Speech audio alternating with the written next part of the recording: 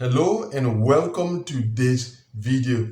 Today's video is like a continuation of our last discussion in which I spoke about the entities that are at your disposal when it comes to making inquiries about your diversity visa case at different times during the application process. Now, in this one, we will be considering other important aspects of the same subject.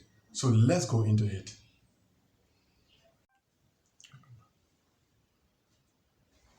Welcome back to this discussion. To begin, I would like to make a comment based on my own experience working with diversity visa applicants both online and offline over a number of years now. What I've realized is that when it comes to applicants getting in contact with DV authorities regarding problems that they may have with their case, a lot of them tend to hesitate. And I believe that that is because of some level of fear of the unknown. What is going to happen if I ask this question? Will it not negatively affect my case and that sort of consideration? But what I would like to say is that if you happen to find yourself in such a situation, there is no need to be fearful. Go ahead and ask your questions. It is better to ask questions and be provided with the right information than to decide not to ask questions and then possibly have some problems later down the road. So that's the first point. If you have problems with your case, do not hold back. Go on and ask those questions.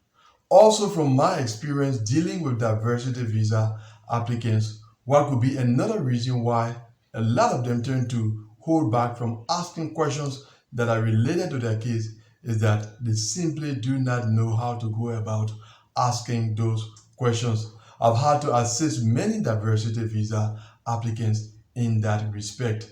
But what I can say is that that too should not be a reason why you do not contact DV authorities when you have problems with your diversity visa case.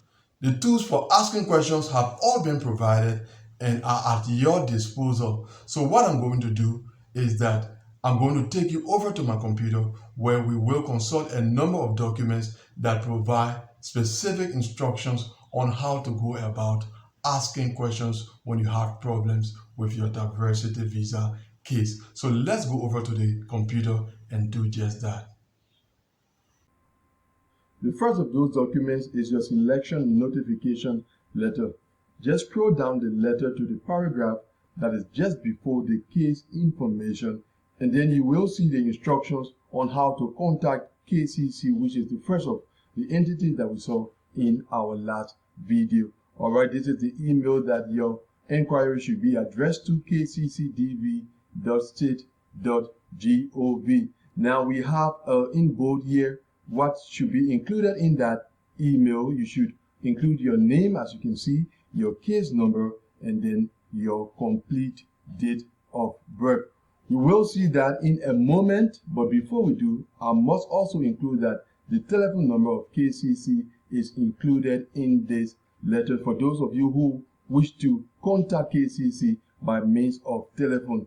But you must take into consideration the time frame and the time zone that this time is expressed in. This is EST, which is Eastern Standard Time. You must take that into consideration. So once you follow the instructions that are provided in this paragraph, you will have something like this.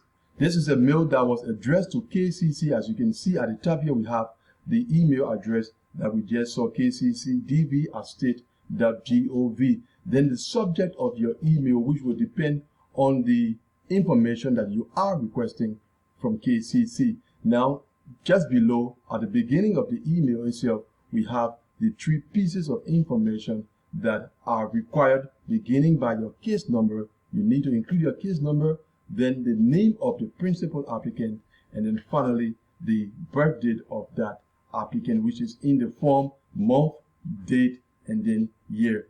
Now, when it comes to the body of the email, there is no definite format for you to follow. All you need to do is to compose a message that is in line with the information that you are requesting of KCC, and be sure that that message can be understood when it is read. So that is about it for KCC. Now, when it has to do with your embassy, you can use the official website of the State Department to get in contact. I'm going to drop the link to this page in the description of this video. Once you are on this page, just scroll down and then you will see the complete list of U.S. embassies and consulates around the world. All you have to do is to locate your embassy in this list and then click on it, and it will take you to the page of that embassy on the official website of the State Department. Let's say that your embassy is Nairobi. Click on it and you will be directed to the page of the U.S. Embassy in Nairobi on the official website of the State Department. Just scroll down that page a bit, and then in this page, what you have here is the contact information. You have the telephone number, the email address, and then you also have their website. So you can contact them by any of these means or visit their official website for more information regarding their operations. That applies to all other embassies and consulates of the United States around the world. So that is how you go about contacting relevant diversity visa authorities whenever you have inquiries to make regarding your diversity visa case. So that brings us to the end of today's video. Thanks for watching it. I hope this video reassures you when it comes to making inquiries regarding your diversity visa case. Now, if you are new to this channel, don't go away without subscribing, and also click the notification bell so that whenever I post a video, you will be informed. And I will see you, God willing, in the next one. Goodbye.